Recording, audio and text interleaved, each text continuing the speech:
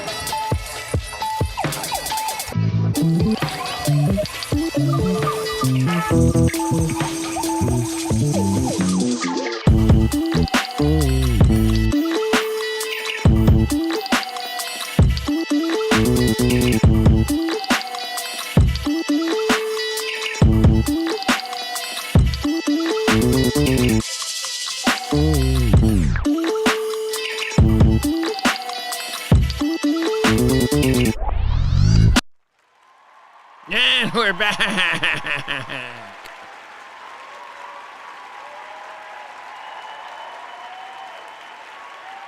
Yes.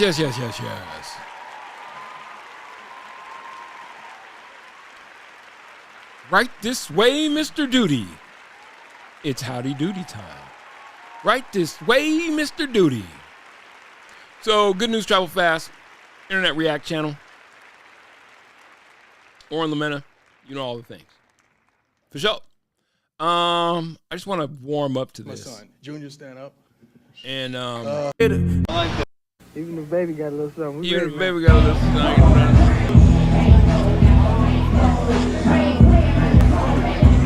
Who does not love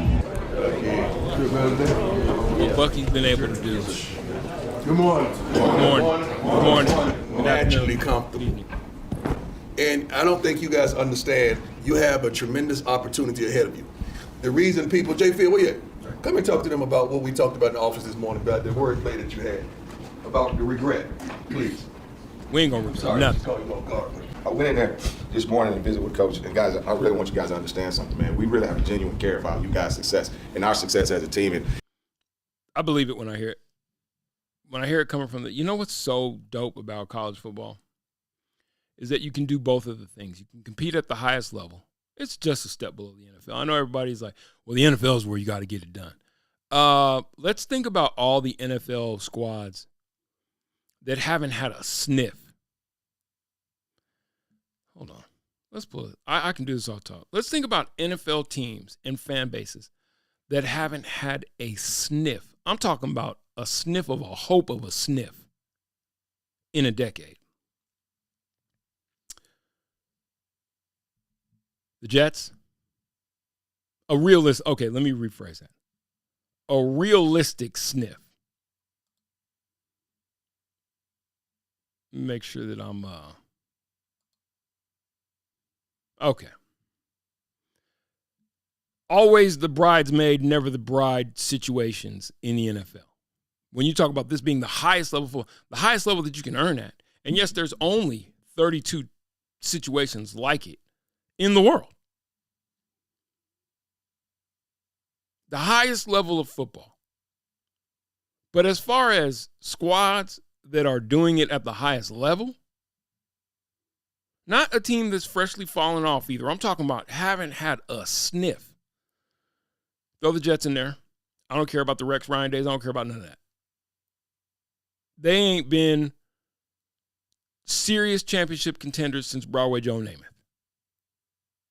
I don't give a fuck about none of the rest of that. Not the Favre years, not these Aaron Rodgers years. Yeah, it's because it's New York. Detroit just got I'm talking about a real sniff at it. The Wayne Fonts years, Barry Sanders, all that. It was great for us to watch as football fans, but I'm talking about a championship shot for real.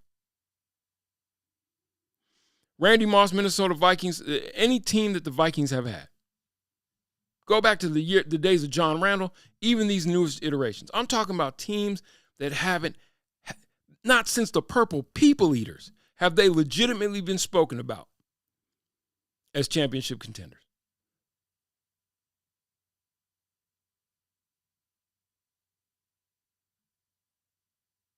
The Texans, I'll give what Marcus Stroud and them are doing credence. The J.J. Watt years were awesome.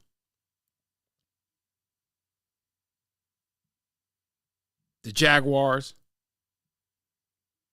There have been rises and falls in certain iterations of these franchises. But for the most part, they've just been up there soaking up money, keeping it a buck. The Cardinals. The Raiders for God knows how long. Tampa Bay had the, of course, they had the championship run with Tom Brady. And then they had a run before that.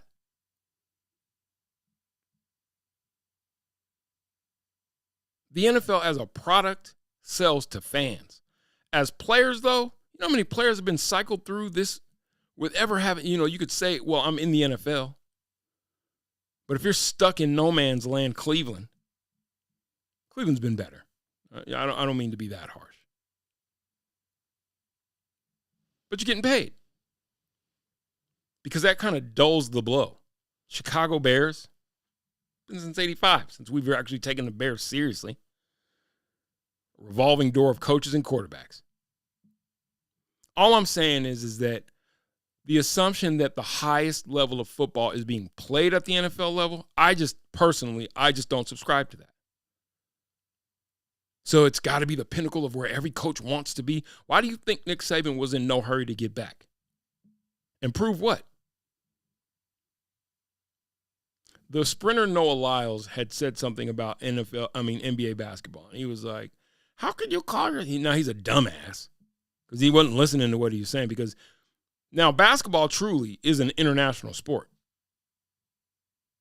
Football's not. Football is strictly American. American rules football, I'm saying, not football, real football. The original football. I love American exceptionalism. We don't give a hot fuck. Nice name for a sport that you have there. Don't mind if I take that and name my sport it. It's amazing. It's amazing, and I can't be mad at it. We are exceptional.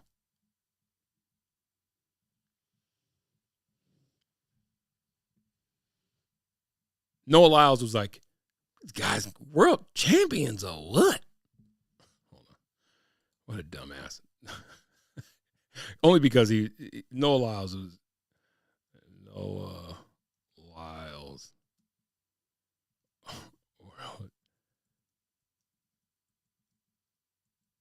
And he was talking about basketball, not realizing that is actually an international sport. If you win in the NBA, you can literally call yourself the best in the world, because the best players will find their way to the NBA. Maybe not all of them.